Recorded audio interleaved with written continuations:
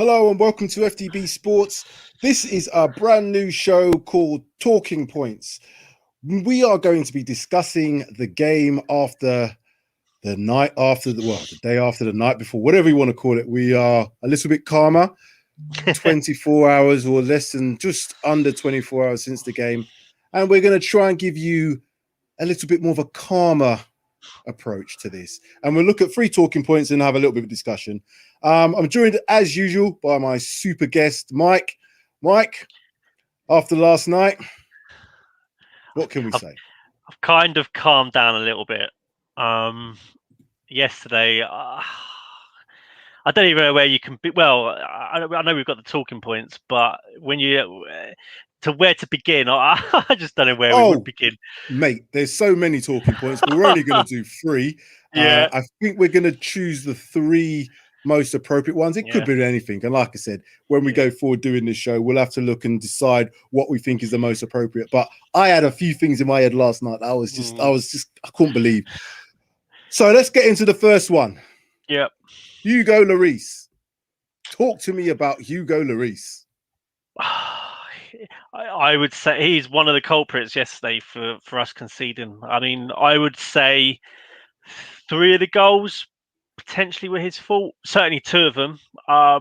Him getting beaten at he was at his near post and he gets beaten at a tight angle to the opposite post at such a tight angle. I think it was almost like it felt like it was almost 2 incidences that mirrored each other, and a keeper that is playing for we like to think we're a top club. He should be doing better than that. Much better than what he did. We've seen Lloris make numerous mistakes in the past. He had a bit of a bad spell, and then he kind of got through it. And then towards the beginning of this season, he's looked okay during spells of it, but there's always that mistake in him.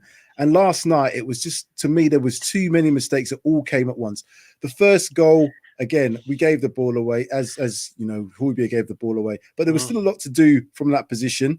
And then the shot from Calvert-Lewin, it just looked like he pushed it in the back of the net.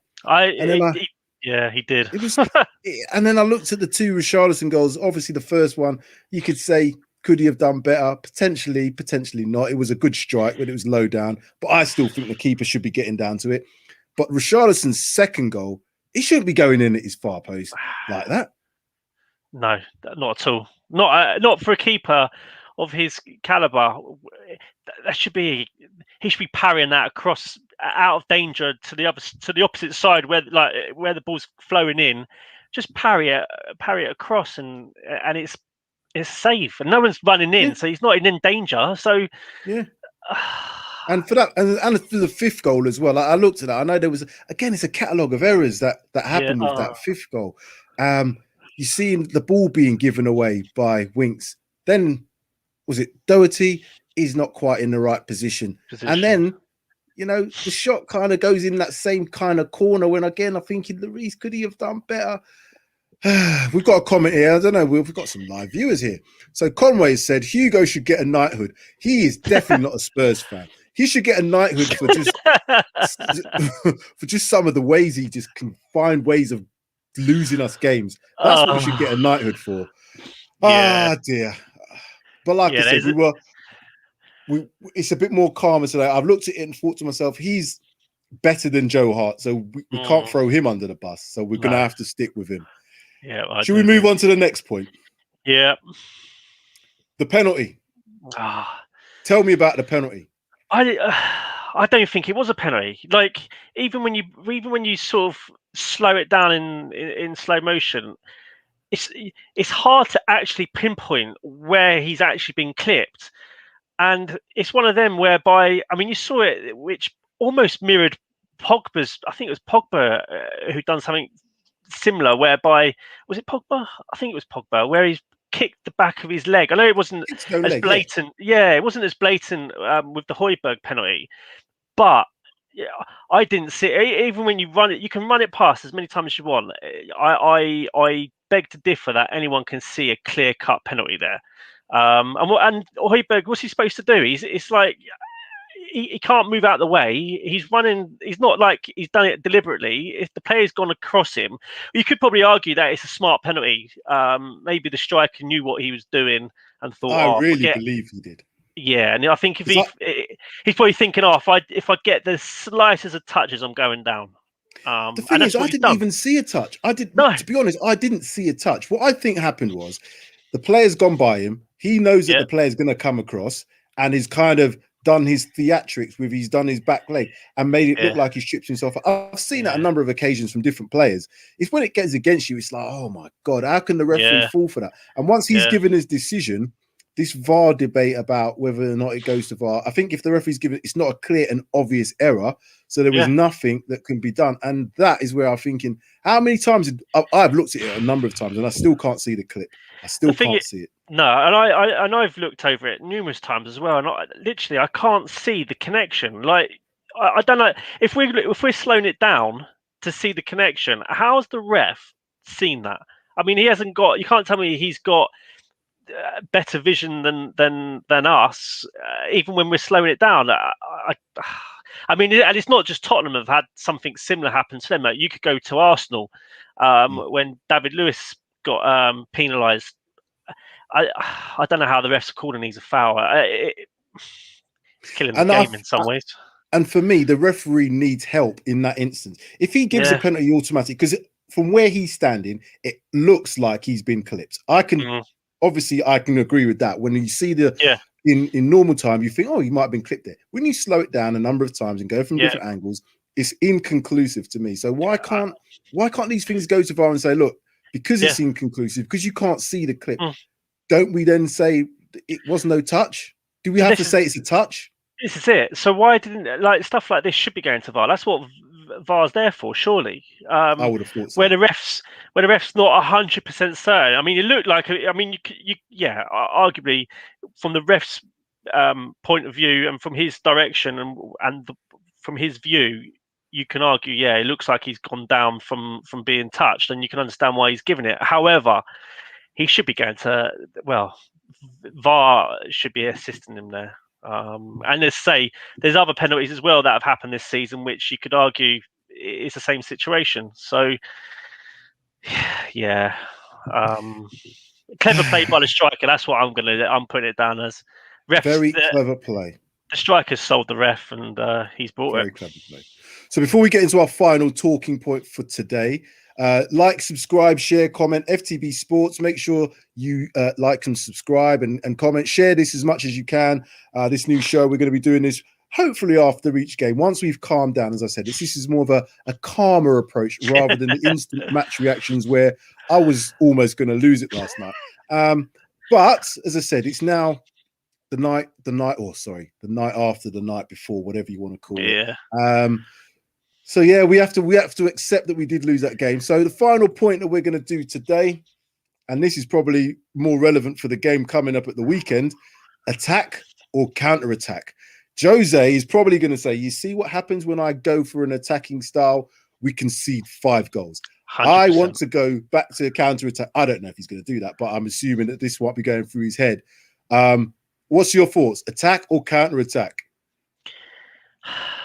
This is the thing, right? So Mourinho's come under a lot of criticism with the way he set us up, but maybe he knew the fact that had he done what the fans have been wanting, i.e. for us to be more of an attacking team, that it exposes us defensively, and he's been like trying to protect the back line and trying to protect us as a team, and sort of keep it tighter, whereby we'll leak fewer goals. Rather than if we play attacking, we leave ourselves open defensively, and we flip him 5 goals. So I kind of think Mourinho may have played a masterstroke in some ways, because he could be like, well, I've done what the fans wanted. If he's been listening to social media and I've gone for an attacking display, yeah, we've scored 4 goals. And then arguably, if you score 4 goals, you should be winning a game of football.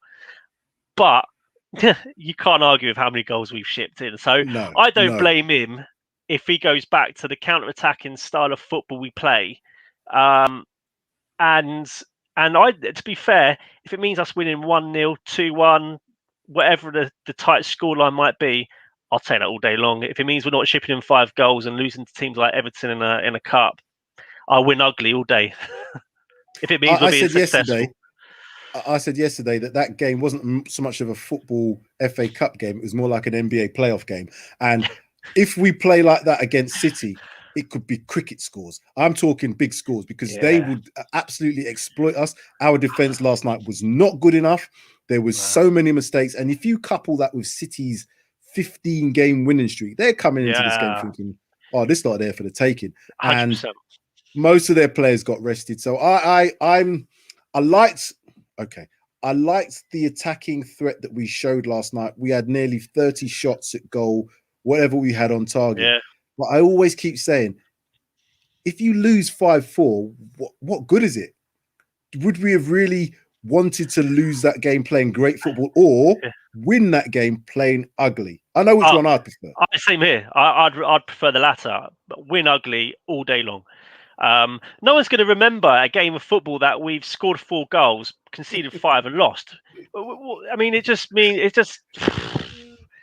I know, and any fans that would rather us lose but play well. This is a school of thought, mate. It really is. There's a lot of fans who are saying they'd rather see us play great football and have these 4-3s, 5-2s, whatever it would be, and Spurs losing. I can't understand that sort of thing personally. But I'm not into playing FIFA when it comes to the real life. We're not playing FIFA 20 or whatever it is. You're not going to. I don't want cricket scores. Simple as. 100% right. 100% right. So we've got a couple of shows coming up soon. Obviously, we've got the preview show, the game Man City versus Spurs, and then we'll have the reaction show on Saturday. And then I guess we'll have to do talking points of this at some point. That is going to be. Ooh. Why start a new show with this weekend when you've got City?